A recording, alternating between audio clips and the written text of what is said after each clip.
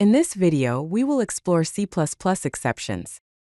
We will learn how to handle runtime errors using try, catch, and throw statements.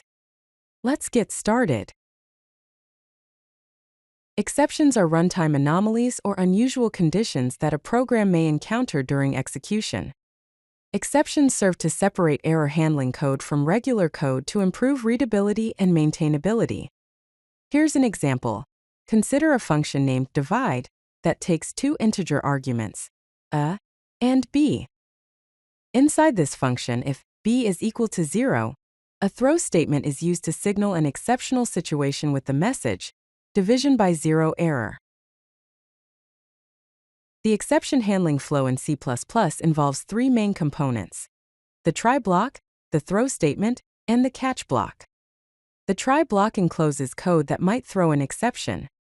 It monitors the code for exceptions during execution. The syntax is try followed by curly braces containing the code. The throw statement signals that an exception has occurred. Program execution then transfers to the appropriate catch block. The syntax is throw followed by the exception object. The catch block handles the exception. It executes when a matching exception type is thrown. The syntax is catch, followed by the exception type in parentheses, and then curly braces containing the handling code. Note that the execution flow jumps from the throw point directly to the matching catch block. A complete exception handling block consists of try, throw, and catch statements working together. When an exception occurs in the try block, execution immediately jumps to the matching catch block. Here's a basic example. In the main function, the code that might throw an exception is placed inside the try block. Here, we attempt to divide the numerator 10 by the denominator 0. If the denominator is 0, we throw an exception with the message division by 0. The catch block catches exceptions of type const char pointer. If an exception of this type is caught, the error message is printed to the console. Finally, the program returns 0. C++ allows throwing exceptions of any type, including primitive types. For example, you can throw an integer like 404 or a C-style string like error message. The C++ standard library provides a hierarchy of exception classes in the noexcept header. For instance, you can throw a runtime error with the message runtime error occurred, or an out-of-range exception with the message index out of bounds. You can also create custom exception classes by inheriting from std_exception. Here is an example of a custom exception class called database exception, inheriting from std_exception. A hierarchy of exception classes allows for more specific error handling. For example, you might have a networker class that inherits from std_exception, and then a connection timeout class that inherits from networker.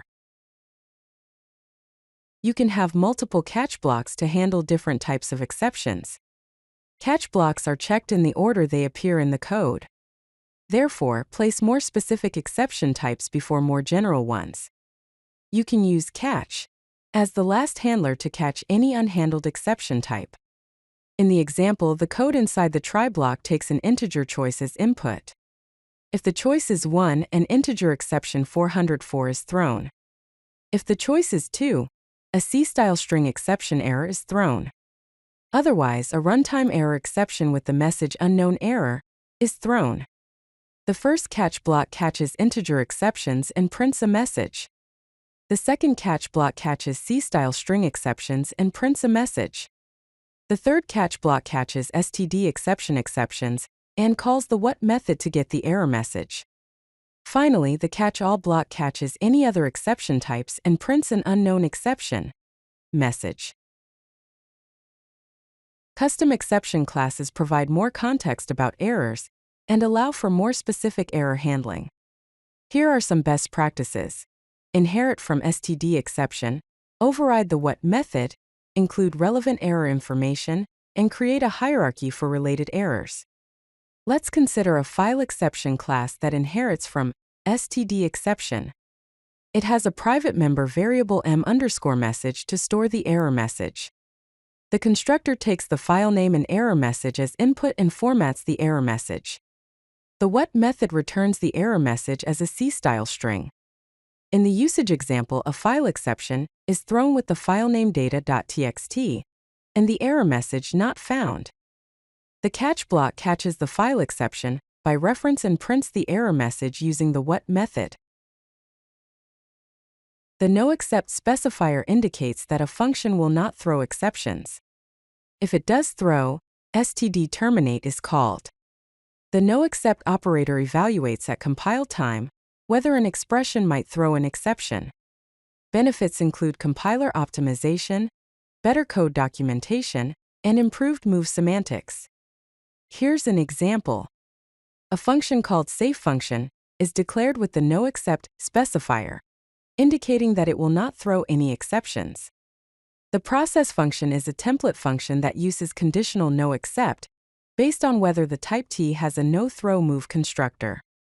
In the example function, the noexcept operator is used to check if saveFunction can throw an exception. A static assert is used to ensure that saveFunction does not throw exceptions at compile time.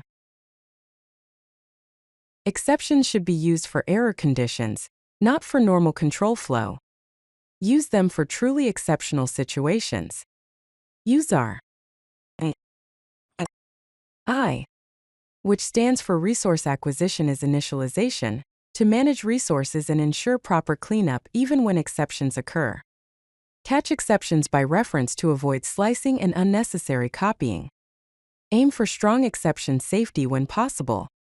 At a minimum, ensure basic exception safety, which means no resource leaks. In the code example, the file handler class demonstrates It opens a file in the constructor and closes it in the destructor, ensuring that the file is always closed, even if exceptions occur. If you like this video, hit that like button and don't forget to subscribe. Visit CodeLucky.com for more such useful content.